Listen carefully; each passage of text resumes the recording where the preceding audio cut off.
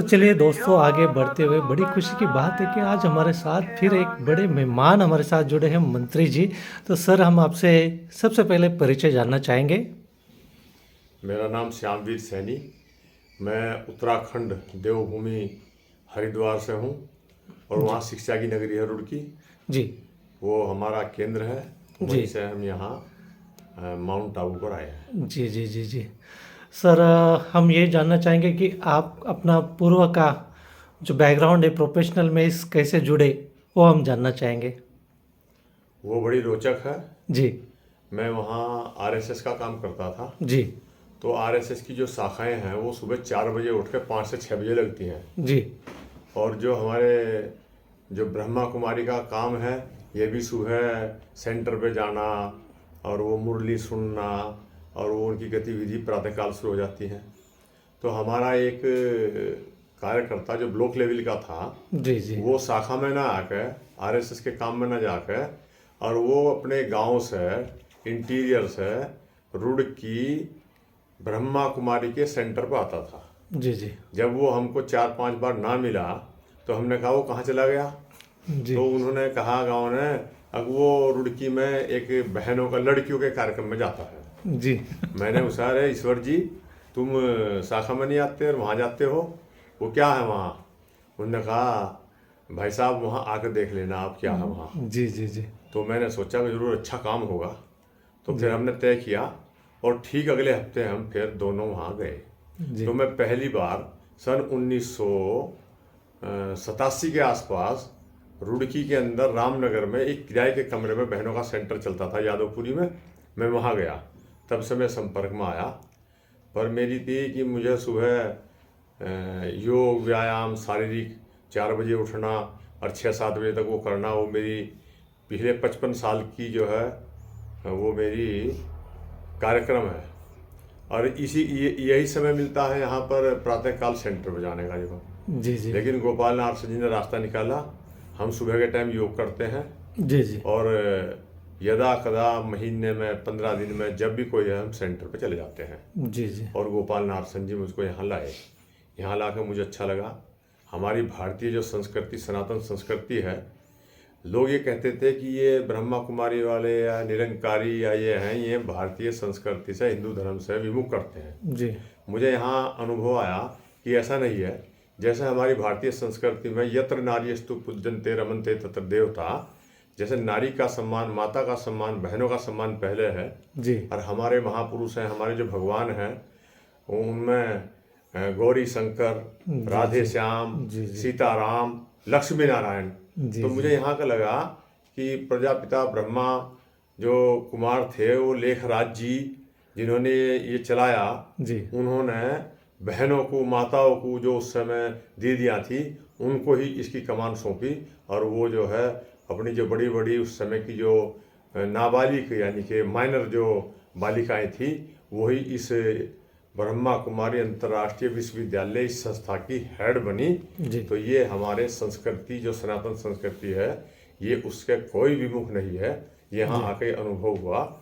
और इस संस्था के अंदर देशभक्त, समाज सुधारक सभी बहनें और भाई इसमें काम करते हैं। ये संस्था बहुत अच्छी है। यहाँ खुद आने के बाद अनुभव हुआ। और इस संस्था के संचालकों को मेरी बहुत बहुत शुभकामनाएं। जी। जी। जी। बहुत बहुत धन्यवाद सर, आपने एक बहुत अच्छा आपका अनुभव शेयर किया कि आप आरएसएस से जुड़े थे और आरएसएस से जुड़ने के बाद आपने पुरानी यादें ताज़ा की है। जैसे देखा जाए कि अपने जो प्राइम मिनिस्टर है, पंतप्रधान मोदी जी, वो भी आरएसएस से जुड़े। और आज देखते हैं एक छोटा कार्यकर्ता भी आज देश का आरएसएस के कारण, जुड़ा होने के कारण देश का प्रधानमंत्री बन गया।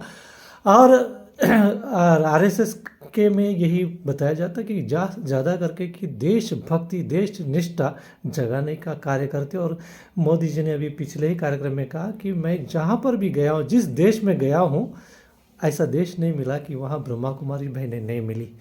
तो ब्रह्मा कुमारी बहनें, जैसे इन्होंने कहा कि ब्रह्मा कुमारी के बारे में बहुत सारी भ्रांतियाँ हैं, लेकिन खुद मोदी साहब ने कहा कि भारत की संस्कृति को फैलाने का काम ये ब्रह्मा कुमारी विश्वविद्यालय की बहनें करती है।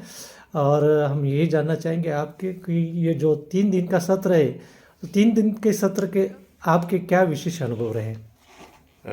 इसी इन सत्र में तो हम आए हैं, और इससे पहले भी एक बार, जब पहली बार यहाँ पिछले वर्ष आना हुआ, जी तो वो पॉलिटिकल विंग का कार्यक्रम था, राजनेता थे। जी और उस राजनेताओं में नेपाल राष्ट्र के सबसे अधिक नेता थे और हमारे देश के थे। जी 100 से अधिक संख्या नेपाल के राजनेताओं की थी, और हमारे देश की तो हर प्रांत से नेता थे। उसमें उन्होंने अपने विचार साझा किए, और वहाँ यही लगा है कि हमारी जो भाषा है, हमारे देश के अंदर किसी भी, सारी जो भाषाएं हैं वो अपनी भाषाएं हैं। जी हमें किसी से कोई वो नहीं है, लेकिन देश को उत्तर से दक्षिण तक, पूर्व से पश्चिम तक सर्वाधिक हिंदी भाषा बोली जाती है। और हमें ये भी अच्छा लगा कि हमारे जो आरएसएस की भाषा वो भी हिंदी है, और ब्रह्मा कुमारी की भाषा भी विभिन्न प्रांतों से हमारी बहनें, हमारे भाई आते हैं, उनकी भाषाएं हैं, पर फिर भी वो वार्तालाप हिंदी में करते हैं, और ये बहुत अच्छा लगा। और यहाँ पर ये संकेत है कि वास्तव में हमारी हिंदी एक सूत्र में जोड़ सकती है पूरे देश को, और हमारी सभी भाषाओं का विकास होना चाहिए, लेकिन हमारी वार्तालाप की भाषा एक हिंदी, हिंदू, हिंदुस्तान, ये हिंदी रहनी चाहिए। जी जी जी, बहुत बहुत धन्यवाद सर। जाते जाते हम ये चाहेंगे कि जाते जाते जनता को क्या मैसेज देना चाहेंगे? यह है कि हमारी जैसे संस्कृति, सनातन संस्कृति है, इसमें हमारी देवियों का, माताओं का, बहनों का बड़ा योगदान रहा है। और बीच में जो कालखंड रहा है, उस कालखंड में हमारे यहाँ जो विकृति आई है, और जो बाहर से आक्रमणकारी आए हैं, उन्होंने यहाँ पर एक किस्म से शोषण किया है यहाँ का। और यहाँ बाल विवाह और नारी शिक्षा जैसी जो ये कुप्रथाएं आई थी पहले, बीच में यहाँ हमारी माताओं, बहनों को, नारियों को शिक्षा के लिए स्कूल नहीं भेजा जाता था, और बाल विवाह होते थे।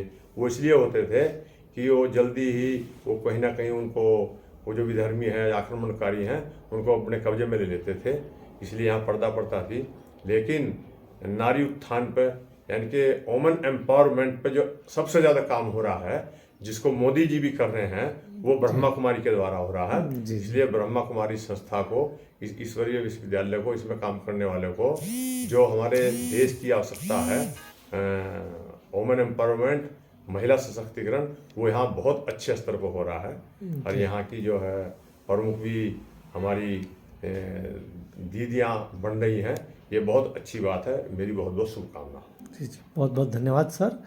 तो जैसे कि कहा कि नारी उत्थान के लिए देश भी कार्य करता है, और ब्रह्मा कुमारी विद्यालय भी नारी उत्थान के लिए कार्य करता है। हमारी जो बहनें हैं सारे ब्रह्मा कुमारी विद्यालय के संचालन करती है, चाहे देश हो या विदेश की सारी महिलाएं करती हैं, और नारी का यहाँ पर उत्थान होता हुआ देख रहे हैं।